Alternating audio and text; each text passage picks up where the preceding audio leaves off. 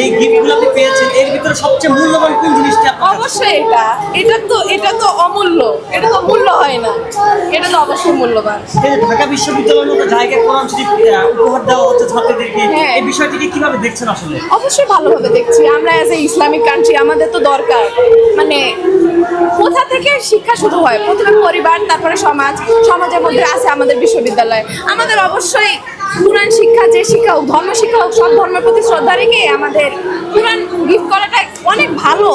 কি বলবো, আমি বাসা থেকে এসেছি, আমি বাইরে থাকি, অবশ্যই হোস্টেলে থাকি, আমার একটা কোরআন নাই, মানে প্রপার কোরআন নাই, আমি খন্ড খন্ড কোরআন পড়ি। তো এটা একটা মানে হ্যান্ডি চিকন আছে, সো এটা পড়া ভালো হবে, একটু পড়ে শান্তি পাওয়া যাবে।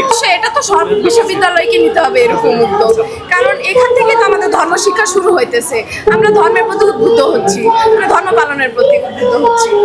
আর আই থিঙ্ক এখানে সব মেয়ে মানুষ রাখছে, এটা ভালো করছে, কারণ সব জায়গায় এসব ফ্রি মিক্সিং দেখতে দেখতে দেখতে দেখতে বিরক্ত। আবার অনেক জায়গায় দেখি ফ্রি মিক্সিং না হলে মানুষ বিরক্ত হইতেছে, রমজান মাসে আবার কিসের ফ্রি মিক্সিং, তাই না? তো আই থিঙ্ক মেয়েদের জন্য, আর আজকে অবশ্যই নারী দিবসের জন্য সম্মান রেখে কি সুন্দর একটা মানে মেয়ে সবাই মেয়ে, এটা তো একটা নারীর অধিকারের দিক থেকে আপনাকে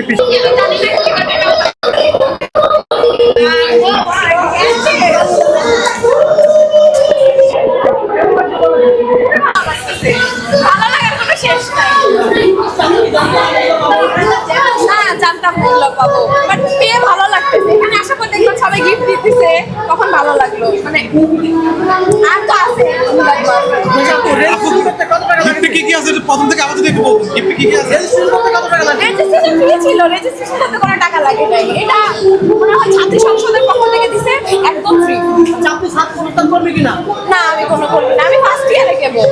চাকরি পেয়েছেন? হ্যাঁ, মানে ইফতারের জন্য তো সবাই গিফট নিতেছে, আমাদেরও বললো গিফট নিতে, আর ওভাবে পাওয়া। আচ্ছা থ্যাংকস ভাই, আমি আর বলতে পারতেছি না। আচ্ছা আপু একটা কথা বলবেন, যেখানে অন্যান্য